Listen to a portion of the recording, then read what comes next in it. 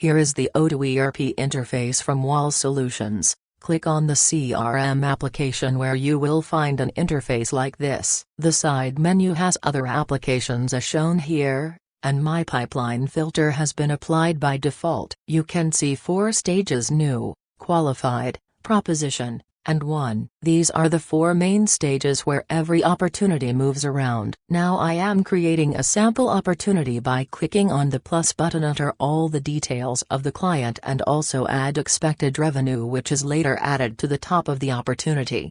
You can create as many opportunities as you want in the new stage. Add the opportunity in the qualified section if the opportunity is said OK by the client for negotiations. You can also edit the opportunity by clicking the Edit button. Set the opportunity priority by rating the stars. 3 stars are a high priority and 2 are medium, where 1 is low. Add opportunity from proposition to 1 if the final call is taken by the client. You can also add the column by clicking on Add Column. Here I am creating a proposition 2 column. Push the opportunity from one stage to another directly while editing. Select won or lost for the opportunity, and if lost, give a lost reason. After doing this, go to the pipeline where you'll see the lost opportunity has gone from the interface. Click Reports to view the reports on basis of pipeline or activities. You can view the report on a line chart, pie chart, or even graphs. View the reports based on the group by the sales team,